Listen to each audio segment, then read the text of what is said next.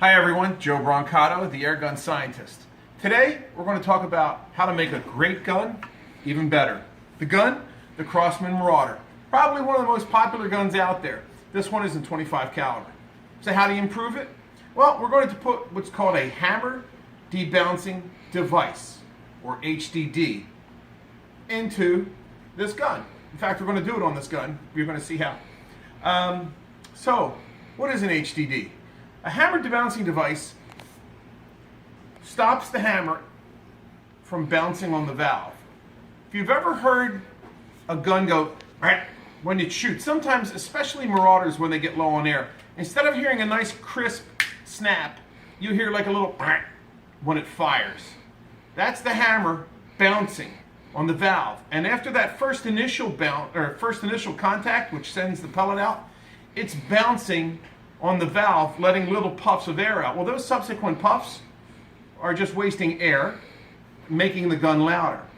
So the function of an HDD, or hammer debouncing device, is to stop that from bouncing after the first contact. Now, a hammer debouncing device, or HDD, is not to be confused with the thing that they put inside here that comes with the Marauder. It's called a depinger. It's a completely different animal. Yeah, it makes the gun quieter, but it's not an HDD. So forget that. It's not the depinger.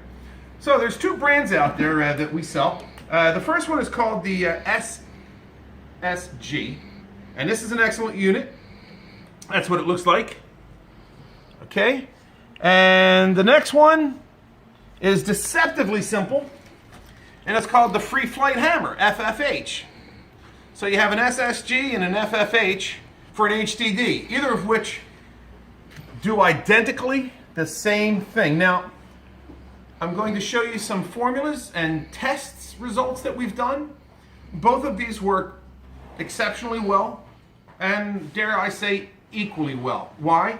Because they both do what they're made to do. Stop the hammer from bouncing after the first hit. So once it does that, it's not going to be better or worse than the other one. It just stops it. I kind of hate to use an analogy, but it's like either you're pregnant or you're not, okay? Well, either it's bouncing or it's not. So once they stop the bouncing, they work equally well.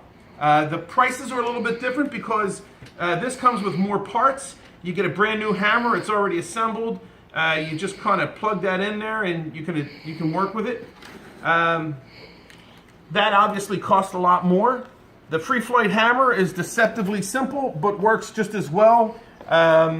But again, it's a matter of taste of which way you want to do it. So with that, we're going to pause. We're going to show to you the next step. Okay, my helpers are telling me that I should attempt to fire the gun without the hammer in it, or without the hammer debouncing device. And man, I wish you can hear this. I'm not sure you can.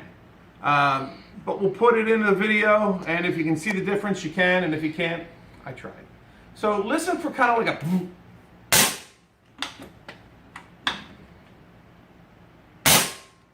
See how it's not a nice clear snap? Okay, that's pre-HDD install. Now we're going to put one of the HDDs in. Tell us what you think.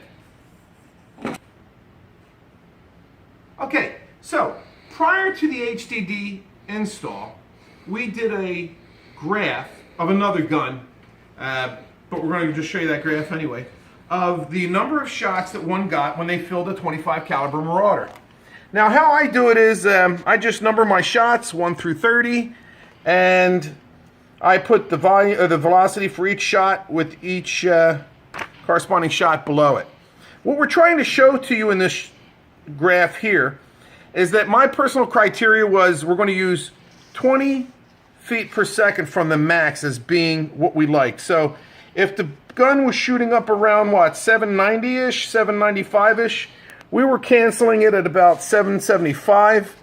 And we'll let you see this graph, but basically it came out to about 20 shots, 22 shots is the number of shots we got out of a unmodified Marauder, okay? And you can work with this, but basically it was 22 shots. Not too bad, okay? Let's see what happens after we install the HDD. Pause. Okay, so here is the hammer. This is the thing that physically smacks the valve to pop it open, okay? You pull this back when you pull the bolt, the trigger will hold it in position, and then when you fire the gun goes off. But this little son of a gun is just sitting there going bang, bang, bang, bang, bang, bang, bang, ever so quietly, and that's where you hear the pause it. Sorry about that. Okay, so I cocked the gun, and I did that off camera so that you didn't see me fumbling around. I just got this Allen wrench and I pulled it back so that the trigger would catch it. So you're going to see the hammer hit. I'm going to take it apart and show you too. The valve. You're not going to see much more than that, but just kind of give you an idea how the gun works. So, by the way, I made sure I took the O-ring out before I did this, because if not, it'd be missing. Okay, so you're going to see the hammer move. You're not going to see it bounce. I doubt it. But you sure could hear it. Okay, now we're going to fix it. We're going to pause it. I'm going to do everything I can to tell Adam to stop the camera. Okay, so what I'm showing to you here, that little pin in the center is the actual valve stem. Okay, this is the hammer. The hammer sits in here like this, and there was a screw. Well, it was on this side. On that side, that's the thing we use to cock it, that bolt pulls on. There's a spring back here, and there's a cap that goes back here. I'll show it to you.